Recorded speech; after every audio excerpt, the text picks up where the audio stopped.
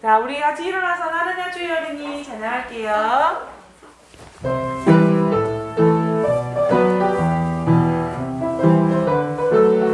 나는야 주의 어린이, 나는야 주의 어린이, 주의 사랑으로 자라가요. 나는야 주의 어린이, 주의 말씀으로 자라가요. 예수님처럼 기도하고 예수님처럼 섬기며 믿음으로 자라가요. 나는야 주의 어린이, 나는야 주의 어린이, 나는야 주의 어린이, 주의 사랑으로 자라가요. 나는야 주의 어린이, 주의 말씀으로 자라가요. 예수님처럼 기도하고 예수님처럼 섬기며 믿음으로 자라가요. 나는야 주의 어린이. 자, 나는야 주의 어린이. 우리는 하나님의 말씀대로 살아갈 준비를 하는 친구들이죠. 자, 주의 일꾼 되기 위해 준비해요. 찬양합니다.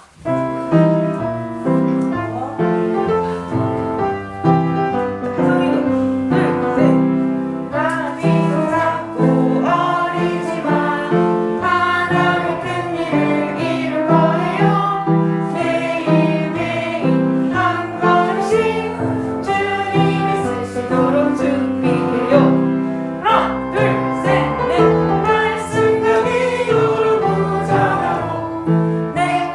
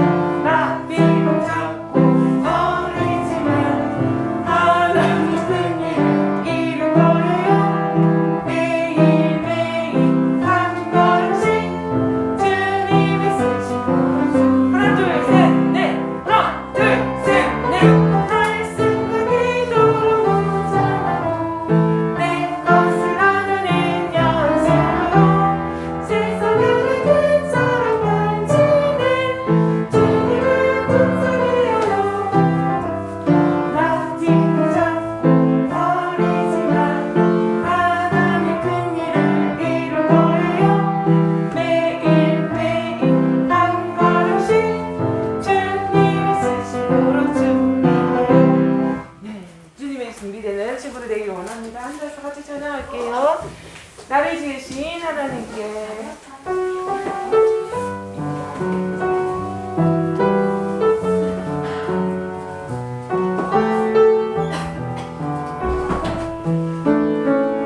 나를 지으신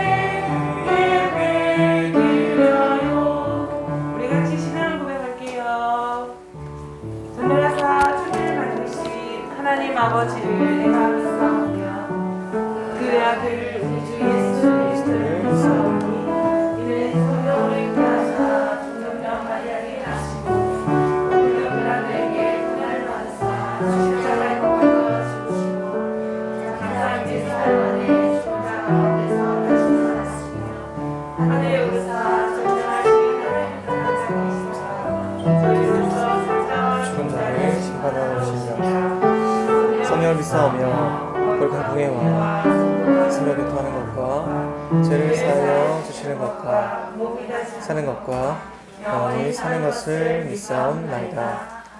아멘.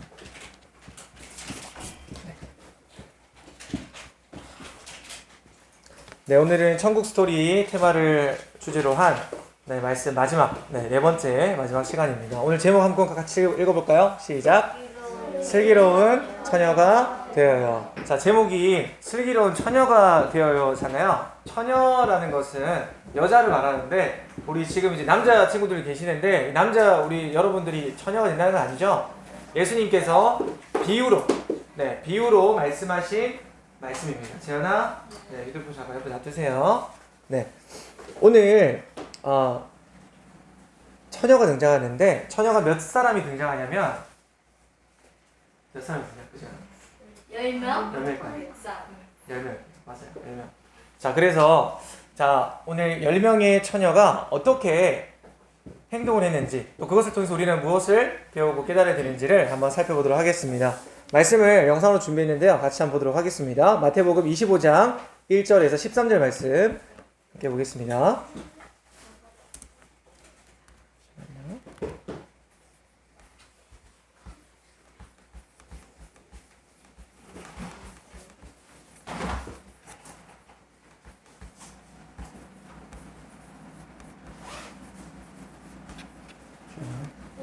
우리 치안이가 마우스를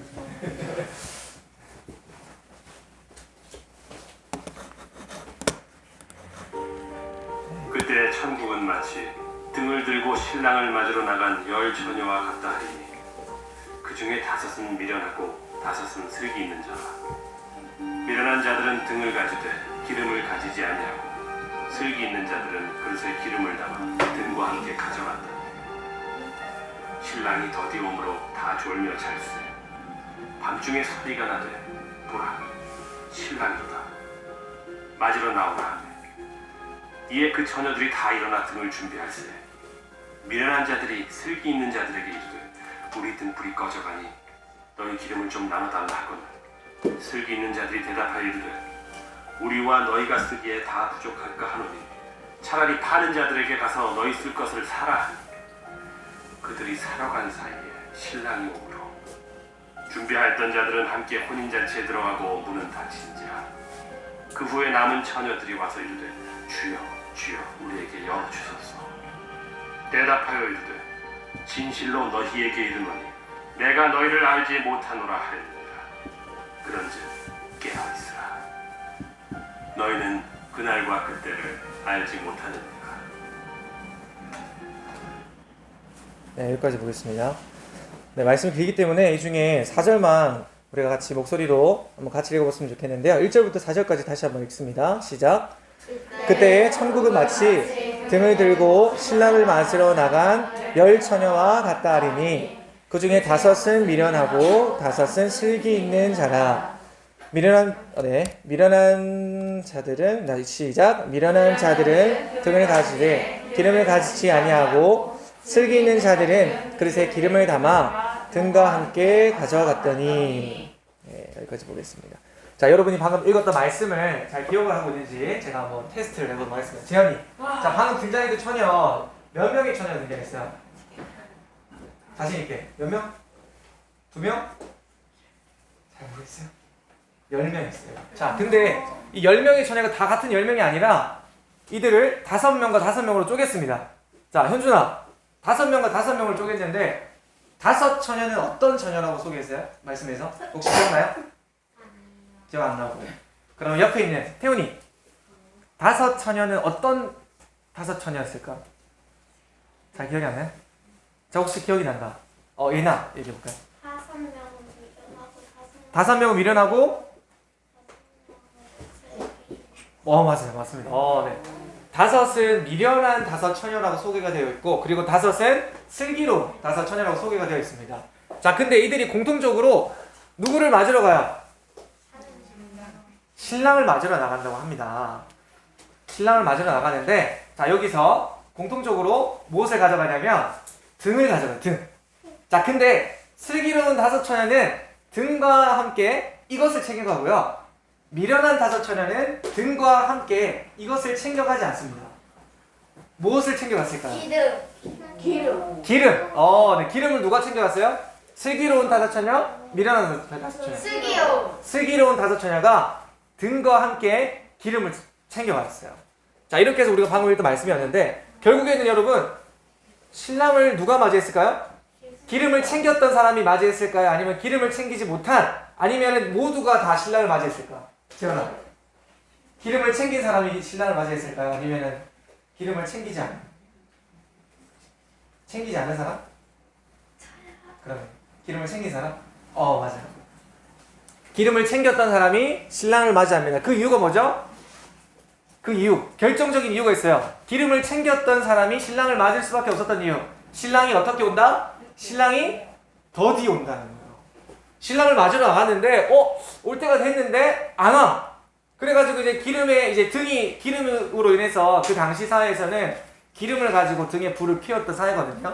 그래서 이게 기름이 점점 이제 달아지는 거예요. 그러니까 이제 기름을 준비하지 않았던 5 처녀는 기름이 이제 없으니까 불이 꺼지면은 신랑을 맞이할 수 없는 상황이 생기는 거예요. 그래서 기름을 챙겼던 슬기로운 5 처녀에게 뭐라고 합니까? 너희가 있는 기름을 조금 내게 나눠달라고 합니다. 그랬더니 슬기로운 5 처녀는 우리가 쓸 것도 부족하기 때문에 저기 이제 동네에 가서 너희 쓸 것을 사라라고 합니다. 그때 이 미련한 처녀는 기름을 사러 가죠. 자, 그러면서 그때 누가 오나요?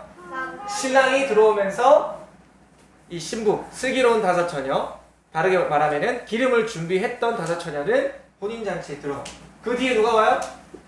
미련한 5 처녀가 이제 기름을 사서 왔겠죠. 그러더니 이제 닫힌 문을 두드리면서 우리 좀 문 좀 열어주세요. 우리 좀 들어갑시다 라고 했더니 충격적인 말을 합니다. 뭐라고 하죠? 나는 너희가 누군지 도무지 알지 못하겠노라 라고 이야기하시는데, 오늘 이 말씀은요, 여러분 우리가 어떤 테마를 가지고 지금 계속해서 말씀을 나누고 있죠? 땡땡 스토리. 어떤 스토리? 천국 스토리입니다. 오늘 말씀은요, 종말 때를 이야기하고 있어요. 종말이 뭐냐면 예수님이 다시 오시는 그날. 예수님이 다시 오신다고 하셨어요. 말씀에서.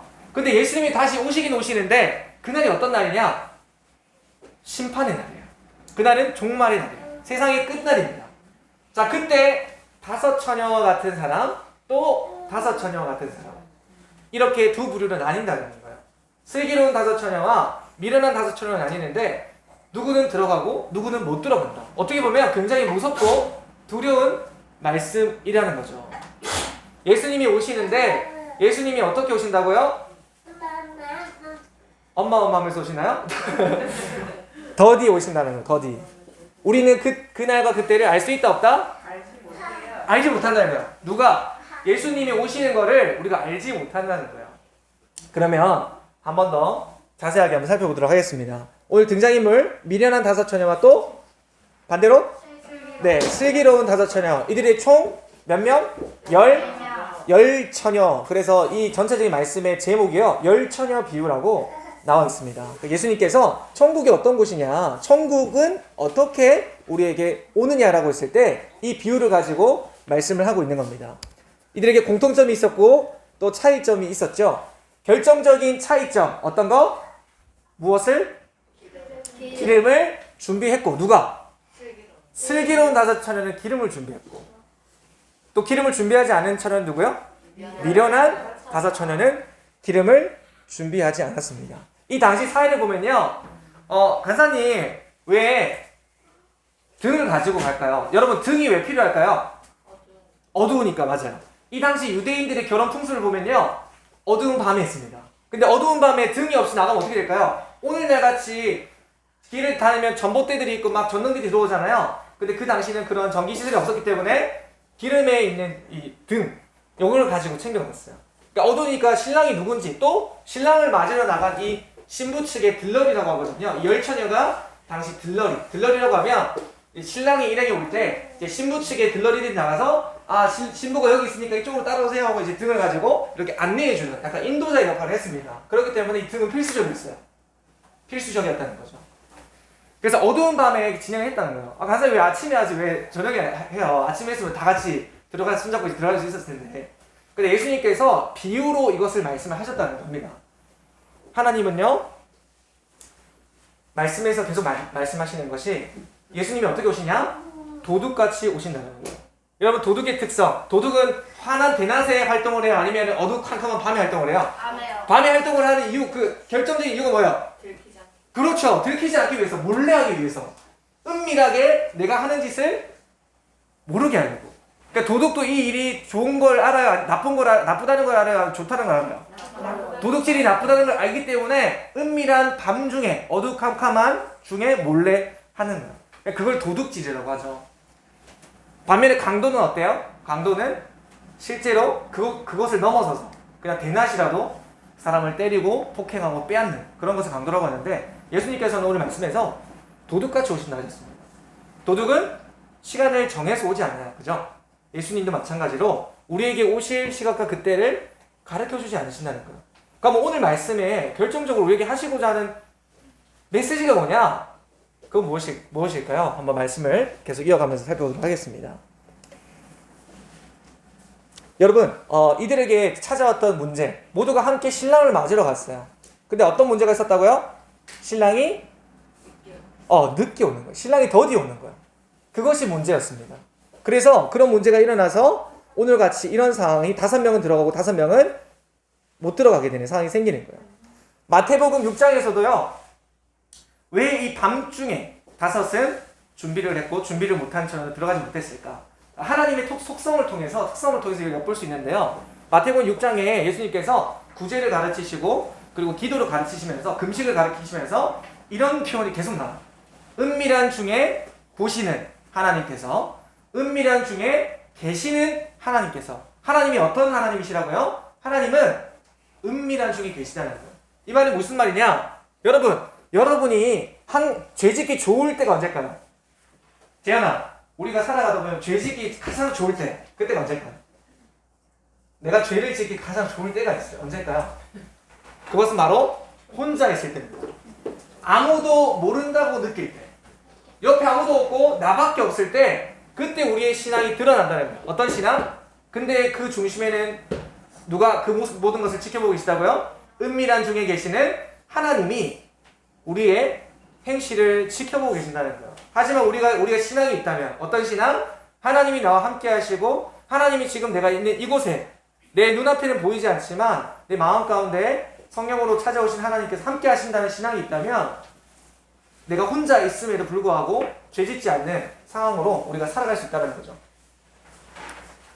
말씀을 같이 보겠습니다. 누가복음 12장 39절입니다. 같이 읽습니다. 시작. 너희도 아는 바니 집 주인이 만일 도둑이 어느 때에 이를 줄 알았더라면 그 집을 뚫지 못하게 하였으리라.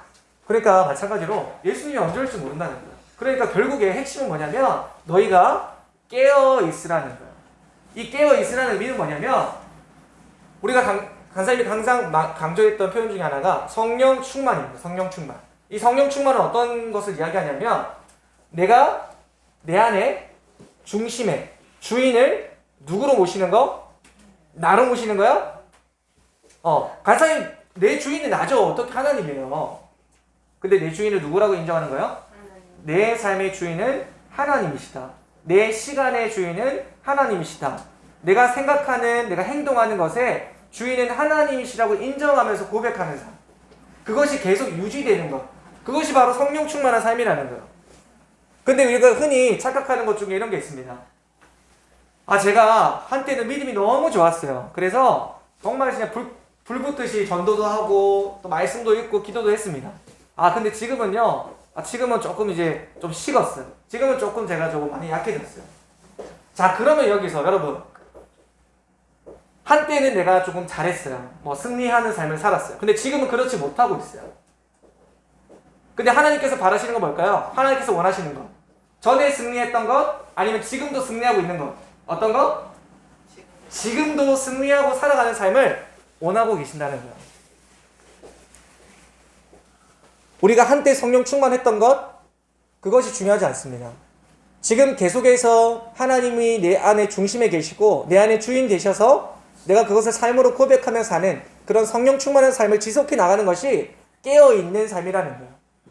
그것이 예수님이 언제 와도 어떤 순간에 와도 내가 성령 충만하고 깨어있기 때문에 하나님을 기쁨으로 맞이할 수 있는 삶이라는 것입니다.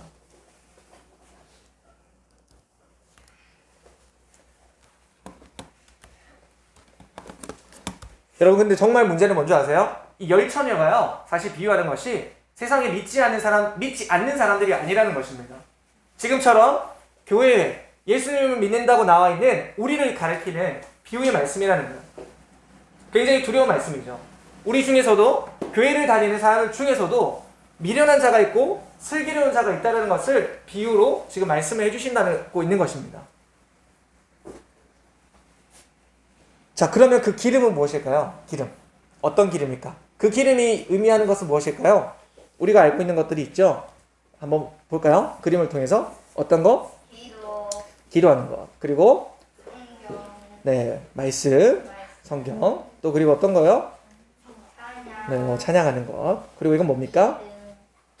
네, 전도하는 것. 이런 것들이 우리가 예수님이 언제 올지 모르지만 우리가 깨어서 예수님을 준비하며 사는 삶, 우리가 하고 있어야 되는 삶은 바로 이러한 것들이라는 것입니다.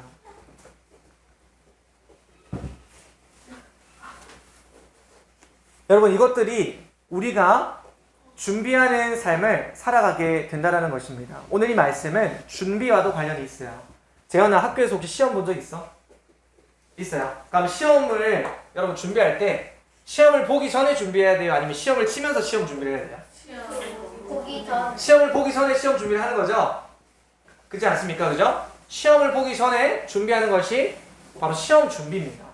자, 근데 여러분 이렇게 한번 생각해 볼까요? 예수님께서 오신다고 했어요. 근데 이런 사람들이 있어요. 나는 지금은 예수님 믿기에는 너무 바쁘고 내 할 일이 너무 많아요. 그러니까 내가 조금 더 안정을 찾고 내가 성공을 하고 나면 예수님을 그때 믿겠습니다. 이러는 사람도 있습니다.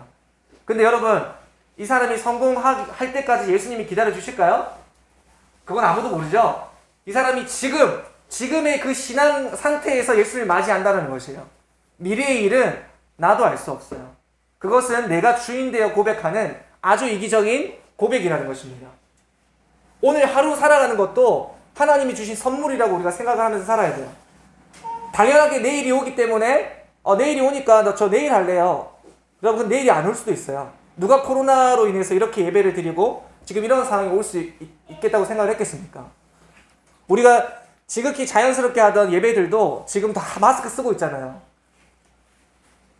우리가 그때를 돌이켜보면 그때가 참 좋았구나, 소중했구나 라고 생각을 합니다. 근데 반대로 지금도 소중합니다. 마스크를 쓰고서도 예배를 드리고 있는 이 순간이 너무나 소중한 기회라는 거예요. 선물이라는 것이요.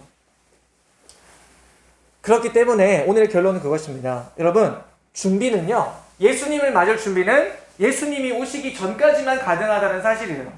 예수님 오시고서 예수님 저 조금만 더 기도하고 만날게요, 그렇게 못한다는 거예요. 예수님을 맞이하는 그 준비가 여러분의 지금 오늘 여러분의 삶이라는 것입니다.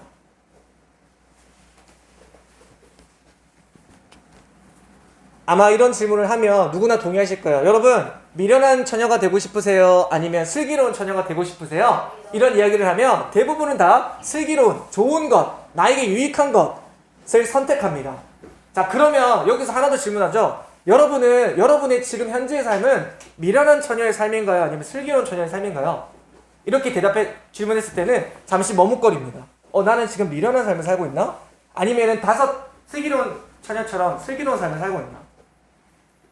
근데 여러분들이 슬기로운 처녀처럼 예수님을 맞이하고 싶으시다면 내일이 아니라 모레가 아니라 내가 어떤 위치에 이르고 내가 어떤 성공을 하고 어떤 상태에 이르렀을 때 우리 집안이 조금 더 평화로워졌을 때 그때가 아니라 지금 바로 여러분이 예수님 앞에 신앙적으로 준비하면서 예수님, 제가 오늘 이 상태로 예수님을 만나게 된다면 지금 이 모습으로는 안 될 것 같습니다. 지금 여러분이 그 자리에서 회개하시고 예수님을 언제라도 어느 순간이라도 맞이할 수 있는 상태로 여러분들이 변화되어 가는 것이 필요하다는 것입니다. 여러분, 준비는 예수님이 오시기 전까지 가능합니다. 여러분 꼭 기억을 하시기 바랍니다. 그리고 오늘 주어진 우리 이 하루는요, 너무 당연한 하루가 아니라 굉장히 소중한 하루라는 것을 꼭 기억하세요. 그렇게 생각하면 세상에 있는 것들이 굉장히 새롭게 다가옵니다. 우리가 당연하다고 생각했던 그런 가족들, 그리고 당연하다고 생각했던 이런 모든 것들이 나에게는 특별하게 다가온다는 거예요. 간사님이 직장에 있었던 일을 한 가지 소개하고 마무리를 할까 합니다. 저희 직장에 지금 실종 신고를 했습니다. 저희 이제 장애인 한 분이 지금 안 들어오신 지가 거의 이제 일주일이 다 돼가요. 지난주 토요일부터 출근을 안 하기 시작했습니다. 그래서 실종이 4일째 되었다고 부모님한테 전화가 왔어요. 그래서 제가 경찰서에 실종 신고를 했고 위치를 추적해 본 결과 지금 울산에 있어요. 근데 어딘지는 정확하게 몰라요. 뭐라고 있는지도 모릅니다. 살아있는지도 몰라요. 근데 그러면서 간사님이 느끼게 된 거 어떤 게 있을까요? 평소에 조금 더 이야기를 나누고 평소에 이 친구의 행동들을 조금 더 유의 깊게 관찰했더라면 더 좋았을 텐데, 이런 후회들이 약간 생겼습니다. 그만큼 당연히 그런 일이 없을 거라고 생각했기 때문에. 여러분 부모님이 언제까지 여러분의 부모님일까요? 그것도 우리가 장담 못합니다. 우리가 당연하다고 생각했던 것들이 어떻게 보면 굉장히 소중한 일이라는 거예요. 저희 직장에 휠체어를 타시는 분이 계세요. 선천적인 장애로 인해서 휠체어로 거동하시고 거동도 되게 불편하세요. 이분이 꿈이 있어요. 어떤 꿈이냐 물어봤어요. 뭘 제일 하고 싶으세요? 서울에 어린이 대공원 아세요, 여러분? 거기를 혼자서 가보고 싶으시대요. 근데 여러분 마음만 먹으면 지금은 조금 힘들지만 코로나 때문에 충분히 갈 수 있잖아요. 근데 이분에게는 그게 꿈이라는 거예요. 우리는 당연하게 생각했던 손발이 건강하고 자유롭게 다니는 것이 누군가에게는 꿈이라는 거예요. 그렇기 때문에 여러분 오늘 하루 주어진 이것이 선물이라고 여러분 꼭 기억을 하시기 바랍니다. 내게 주어진 시간들, 내게 주어진 관계들, 여러 가지 것들을 감사하게 여기면서 소중하게 여기면서 그것들을 하나의 선물로 여기면서 대하시는 여러분 되시기를 바랍니다. 그리하여서 여러분 성령 충만하게 예수님을 맞이하는 언제 어느 순간에 있더라도 그런 여러분 되시길 바라면서 오늘 기도하겠습니다. 살아계신 하나님 아버지 감사합니다. 열처녀 비유를 통해서 우리는 슬기로운 처녀처럼 예수님을 맞이하고 싶습니다. 그러나 오늘 우리의 현재 상태를 보았을 때 미련한 처녀인지 슬기로운 처녀인지 가늠이 잡히질 않습니다. 우리가 확신을 가지고 슬기로운 처녀입니다 라고 고백하면서 예수님을 맞이할 수 있도록 우리의 신앙의 수준과 이 상태들을 변화시켜 주시기를 원합니다. 하나님이 언제 오실지 우리가 알지 못하는 것처럼 도둑같이 오신다고 하신 것처럼 우리가 오늘 하루를 살 때에 지금 이 순간을 살 때에도 하나님이 언제라도 오시더라도 지금 당장 오시더라도 우리가 기쁨으로 맞이할 수 있는 그러한 성령 충만한 삶으로 살아갈 수 있도록 도와주시기를 원합니다.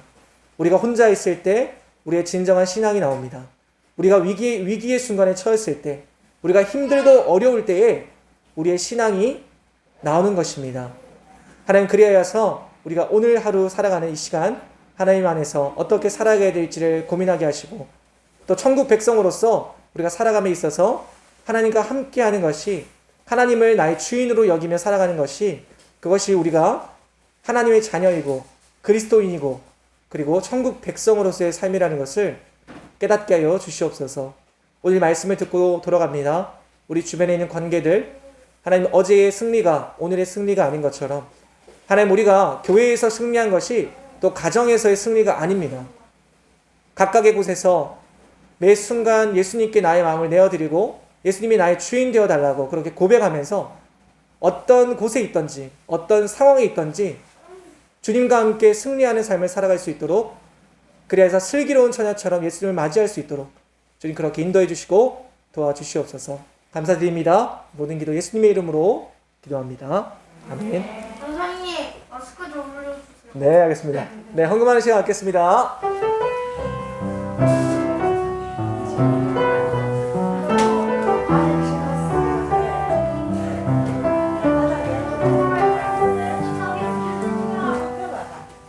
이 시간 주께 내 입술로 고백을 합니다. 나의 모든 삶 주께 내려놓고 내 입술로 고백합니다. 사랑합니다. 사랑합니다. 언제나 내 주인 되신 나의 아버지 사랑합니다. 사랑합니다. 나의 주 나의 아버지. 고맙습니다. 네, 드려진 헌금을 위해서 기도하겠습니다. 하나님 감사합니다. 내 것이 아니기에 하나님께 드릴 수 있습니다. 하나님 것이기에 우리가 이렇게 드릴 수 있는 또한 습관을 만들어 주시고 또 드릴 수 있는 헌금을 주셔서 감사합니다. 하나님, 우리의 나이가 어리다고 신앙이 어린 것은 아닙니다. 신앙에 있어서 나이의 수준과 나이의 상태는 상관이 없음을 이 시간 고백합니다. 어린 시절부터 하나님을 알아 하나님과 함께 동행하는 삶을 살 수 있도록 우리를 인도해 주시옵고 하나님, 오늘 말씀처럼 언제 어느 순간에라도 하나님을 맞이할 수 있는 기쁨으로 하나님을 반길 수 있는 그런 상태로 우리가 살아갈 수 있도록 도와주시기를 원합니다. 하나님 혼자 있을 때에 우리의 신앙이 드러나고 우리의 위기의 순간에 왔을 때에 그때 우리의 신앙이 드러나는 것처럼 우리가 그러한 상황 속에서 주님과 함께 승리할 수 있도록 우리가 지금 이 순간부터 성령 충만을 결단하며 그 충만한 것을 유지할 수 있도록 주님 인도하여 주시옵소서. 감사드립니다. 예수님의 이름으로 기도합니다. 아멘. 주기도문 하심으로 예배를 마치겠습니다. 하늘에 계신 우리 아버지여, 이름이 거룩히 여김을 받으시오며 나라의 마옵시며 뜻이 하늘에서 이루어진 것 같이 땅에서도 이루어지이다. 오늘날 우리에게 일용할 양식을 주옵시고 우리가 우리에게 죄 지은 자를 사하여 준 것 같이 우리 죄를 사하여 주옵시고 우리를 시험에 들게 하지 마옵시고 다만 악에서 구하옵소서. 대개 나라와 권세와 영광이 아버지께 영원히 싸움나이다. 아멘. 네, 예배를 마쳤습니다.